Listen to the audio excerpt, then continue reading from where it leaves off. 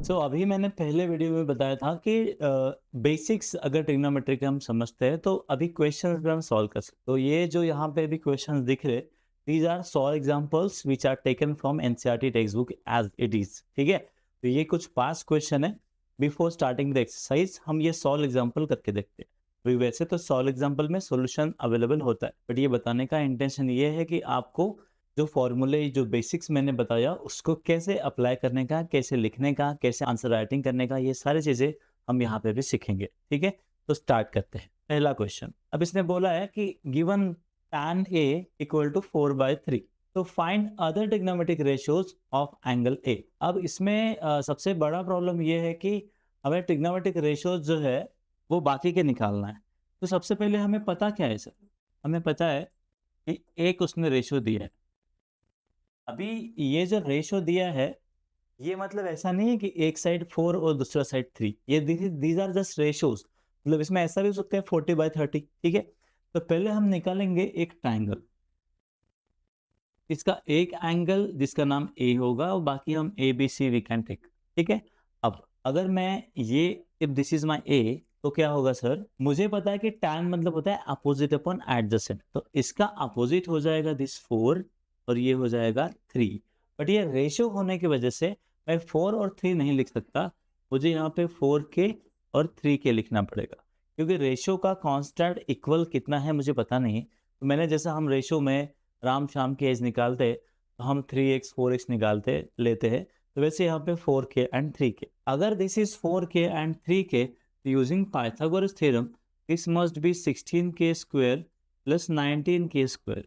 इसका मतलब हो जाएगा 25K अंडर रूट में, 25K स्क्वायर अंडर रूट में, एंड ये आ जाएगा 5K।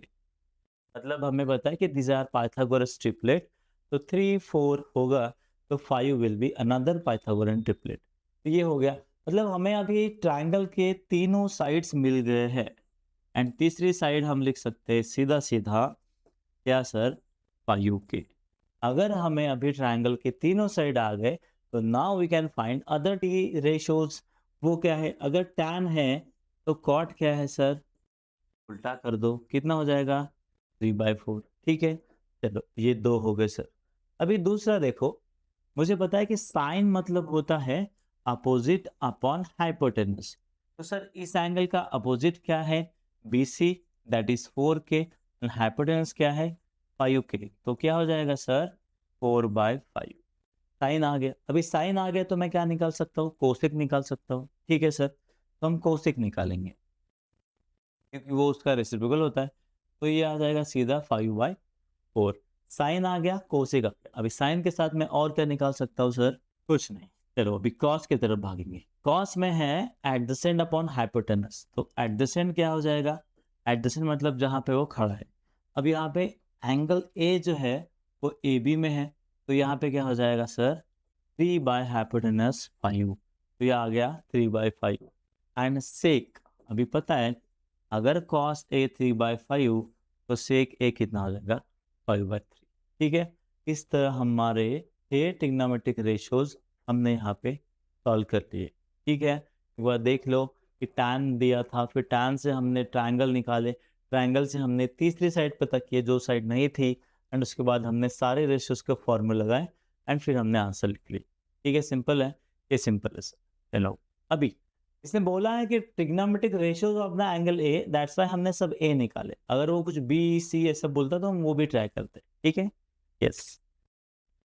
Second question, if angle B and Q are acute angles such that sin B is equal to sin Q, B Q दूसरा दिया है are acute angle such that sin B is equal to sin Q। तो ए दो triangle ले लेंगे हम, A B सी एक, B Q R एक। ठीक है, अब साइन बी, इसका क्या हो जाएगा sine B opposite, that is AC upon AB, and इसका साइन क्यू क्या हो जाएगा सर PR अपॉन PQ। ठीक है, अभी हमें प्रूफ करना है कि B और Q जो है वो दोनों इक्वल है, मतलब कहीं ना कहीं ये हमें सिमिलरिटी की तरफ लेके जा रहा है। कोशिश करेंगे। ठीक है, अब जो गिवन है ये दोनों इक्वल है तो क्या हो जाएगा sir, A C by A B is equal to P R upon P Q. अब देखो तो sine B is equal to sine Q हमें आ गया कि A C upon A B is equal to P R upon P Q. अभी समझो मैं इसको के ले लेता हूँ, ठीक है। अभी मुझे चाहिए सर कि जो तीसरी साइड है that is A C and A B clear है, B C upon Q R क्या होगा, ठीक है। यहाँ से मैं अगर B C upon Q R का रेशो लेने की कोशिश करता हूँ तो क्या होगा हम समझते हैं। चलो बी सी मतलब क्या हो जाएगा सर, यहाँ से बी सी मतलब obviously A B square minus A C square and Q R क्या हो जाएगा सर, एंगल में देखेंगे हम, क्यू आर यहाँ पे हो जाएगा P Q square minus P are square, ठीक है। अब मुझे बताओ क्या मैं इस ए सी को ऐसा लिखूं तो आपको कोई दिक्कत नहीं सर, नहीं होना चाहिए क्योंकि उसके रेशो में है। इस पी आर को अगर मैं ऐसा लिखूं तो कोई दिक्कत नहीं होना चाहिए, तो ये दोनों चीज़ जो मैंने लिखा मैं यहाँ पे पुट कर दूंगा। ए बी स्क्वायर का ऐसा ही आएगा, ए सी स्क्वायर मतलब हो जाएगा ए बी स्क्वायर और के स्क्वायर, पी क्यू स्क्वायर वैसा ही रहेगा, पी आर मतलब रहेगा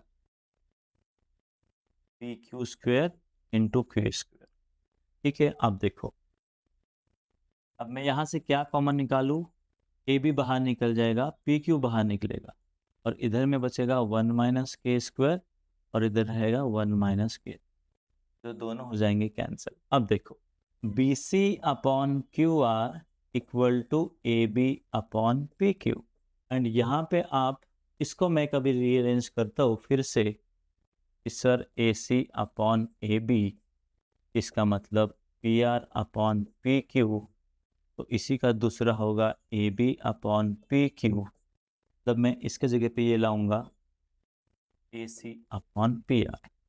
अभी ये इसको मैं 1 तो मैं 2। अभी आप देखो ए बी पी क्यू मतलब B C Q R, A B P Q मतलब ए सी पी आर, तो यहाँ पे क्या हो रहा है A B P Q B C Q R and A C P R, मैं क्या लिखूंगा मैं फ्रॉम 1 एंड 2।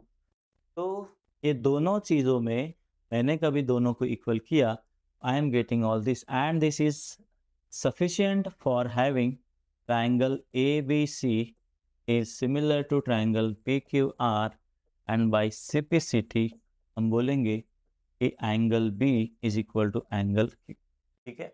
तो सबसे पहले हमें क्या करना है, हमें ये जो ट्राइंगल बना लेना है, फिर इन दोनों का रेशो निकालना है। इसमें आ गया K और अगर ये K आता है, मुझे जो तीसरी साइड के रेशो है वो नहीं दिया था, तो मैंने पाइथागोरस का यूज़ करके बी सी मतलब आएगा under root of A B square minus A C square and Q R मतलब under root of P Q square minus P R square.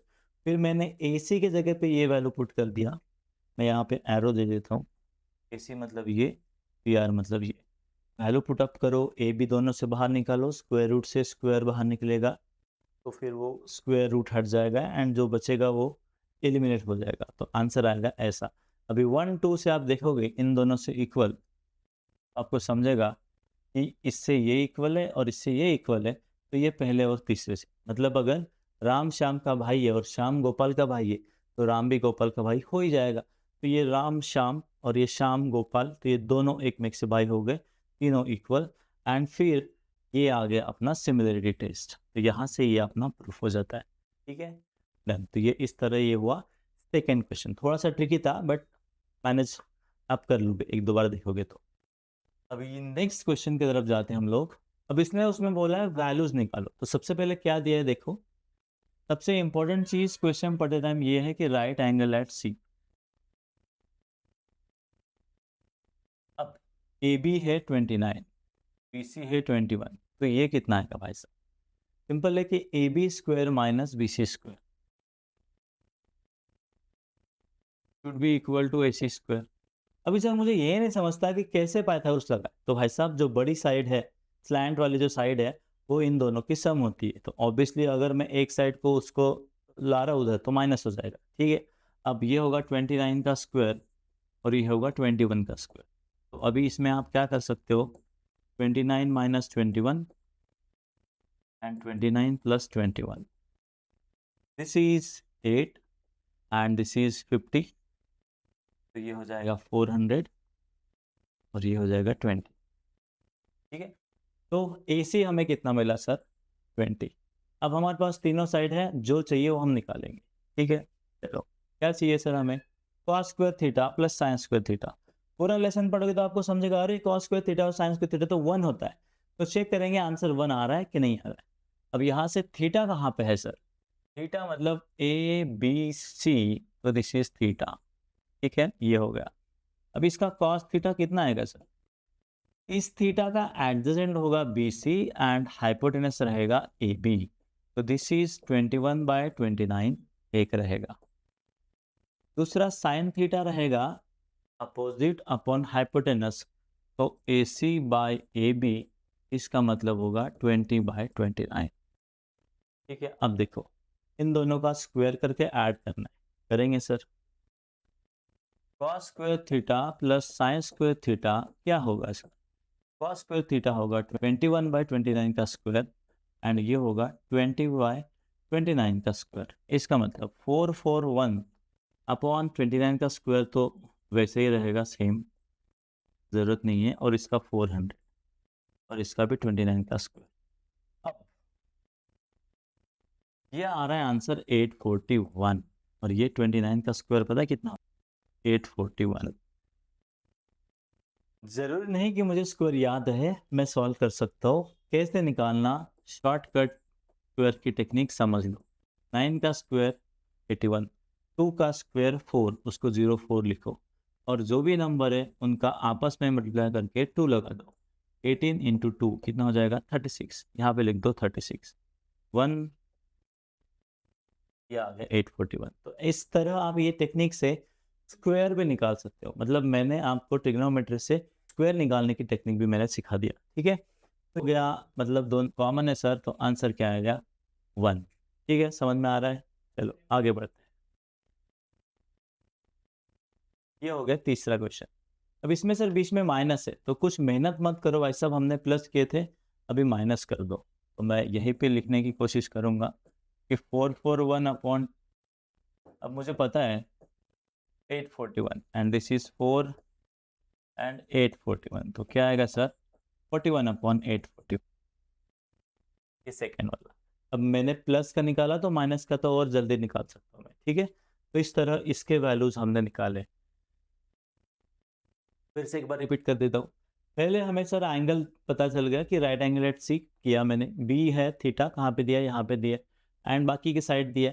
फिर मैंने पाइथागोरस का यूज़ करके थर्ड साइड निकाला। एक बार मेरे पास तीनों साइड आ गए, मैंने अपने अपने जो रिक्वायर्ड थे कॉस एंड साइन वो निकाला यूजिंग द फॉर्मूला, और फिर मैंने वैल्यू पुटअप किया। ठीक है, आपको भी आ जाएगा। Right angle ABC, right angle at B, ये बहुत ज़रूरी चीज़ है कि अगर डायग्राम ड्रॉ करना है तो पता होना चाहिए 90 डिग्री कहाँ पे है।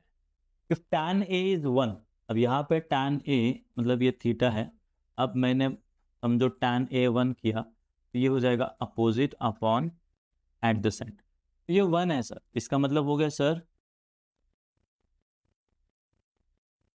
BC is equal to AB। BC is equal to AB है, हमें प्रूफ करना है साइन ए कॉस ए 1 होता है। ठीक है, प्रूफ करेंगे सर। तो सबसे पहले यहाँ पे निकालो BC एंड AB, ये दोनों सेम है। ठीक है, अभी हमें साइड ने दिया है सर, कोई बात नहीं। साइन ए क्या होगा, sign A BC upon AC। Cos A क्या होगा sir, cos A AB upon AC। Done, चलो कोशिश करते हैं। अब ये हमें प्रूफ करना है, 2 sine A into cos A equal to क्या होगा सर, 1। 2 साइन ए क्या है sir, BC/AC, and cos A क्या है सर, AB/AC। ये हमें 2 प्रूफ है, तो इसका ये वाला साइड निकाल, LHS 1 आना चाहिए। कैसे आएगा देखो, अब BC के जगह पे हमने कभी AB यूज किया तो क्या हो जाएगा सर, कुछ होगा मतलब ए बी स्क्वायर आ जाएगा और नीचे में आ जाएगा A C square, A B into A B upon A C square. ठीक है, तो ये आ जाएगा A B square and this is A C square. ठीक है, अब सर इतना करने के बाद हमारे पास इसकी वैल्यूज नहीं है, तो अगर मैं समझो इसको एक्स मानता हूँ तो ये भी कितना हो जाएगा सर एक्स, एंड ये कितना हो जाएगा sir x square plus x square कितना हो जाएगा सर अंडर रूट में 2x स्क्वायर। अब देखो, तो अब मुझे चाहिए सर ए बी स्क्वायर, तो ए बी स्क्वायर मतलब एक्स का square, and A C is under root of 2x square, तो ए सी स्क्वायर कितना हो जाएगा सर 2x स्क्वायर। तो ये सब गायब होके क्या बचेगा 1। तो अल्टीमेटली हमें इसमें क्या करना है, हमें जब पहला उसने बोला है sine A is equal to 1, तो ये बोलने की कोशिश कर रहा है कि B C is equal to A B, मतलब दोनों साइड सेम है। तो अगर मेरा ये एक्स है तो दूसरी साइड भी क्या हो जाएगी एक्स। दूसरा ये हाइपोटेनस क्या हो जाएगा sir under root of 2x square.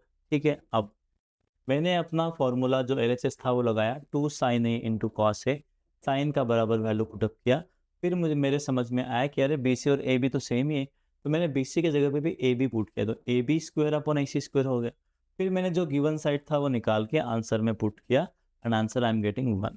ठीक है, अब भाई साहब लास्ट क्वेश्चन है जो सॉल्व एग्जाम्पल का दिया है and that is fifth one.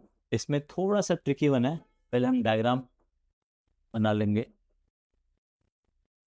ओ पे यहाँ पे 90 डिग्री का है, ओ पी मुझे बोला है 7। अब O Q minus P Q is equal to 1। कुछ तो भी मुझे यहाँ पे ना अभी ये जो निकालना है, तो पहले मैं दिमाग लगाऊंगा कि ये बाकी कैसे निकालना है। ठीक है, अब देखो O Q is 1 plus P Q. ठीक है, मुझे इतना पता है सर पाइथागोरस से O P square plus P Q square is equal to O Q square. ठीक है, मैं स्क्वेयरिंग बोथ साइड कर देता हूँ, तो ये आ जाएगा 1 square plus P Q square plus 2 P Q. अब देखो ओ क्यू स्क्वायर क्या है, O P square plus P Q square is equal to 1 plus P Q square 2 P Q. ये खत्म हो गया सर। अब O P square minus 1 is equal to 2 P Q. अभी ओ पी कितना है 7, तो यहाँ पे कितना आएगा 49, फिर आएगा 48 अपॉन 2 कितना हो जाएगा सर 24। मतलब पी क्यू कितना मिला मुझे 24, और डायग्राम में क्या था सर पी क्यू। अब ये आ गया 24, अब ओ पी आ गया पी क्यू आ गया, तो आप बता सकते हो ओ क्यू कितना होगा, यहाँ से 49 प्लस 24 का स्क्वायर 576, इसका ऐड आएगा 625 and obviously O Q will be 25। मैंने क्या किया समझ लो, सबसे पहले मुझे ये गिवन था O Q minus P Q equal to Y, फिर पी क्यू उस साइड चला गया। ओके सर, मैंने स्क्वेयरिंग किया क्योंकि मुझे पाइथागोरस थ्योरम में कोई तो मुझे स्क्वायर लगाना चाहिए, तभी मैं वैल्यू पुटअप कर पाऊंगा। तो मैंने स्क्वेयरिंग करने के बाद यहाँ पे मुझे समझ में आ रहा है कि I am having A plus B का होल स्क्वायर। अब A square B square two A B लगाया मैंने सर, देखो, एंड यहाँ से मैंने ये रिप्लेस कर दिया, क्या रिप्लेस कर दिया सर इस वन, ये देखो ओ क्यू स्क्वायर मतलब O P square plus P Q square, तो पी क्यू कैंसिल हो गया, जो बचा उसमें वैल्यू पुटअप करो, मुझे मिल गया पी क्यू। एक बार मुझे ओ पी और पी क्यू मिल गया तो मैं ओ क्यू फाइंड कर सकता हूँ। अभी मेरा ट्राइंगल जो है ये ऐसे कुछ दिख रहा है 7 24 25 ओ पी एंड ये क्यू। साइन क्यू निकालना है, बड़ा सिंपल है सर। साइन क्यू क्या होगा opposite upon hypotenuse 7/25। Cos Q क्या होगा sir adjacent upon hypotenuse, P Q by OQ that is 24/25।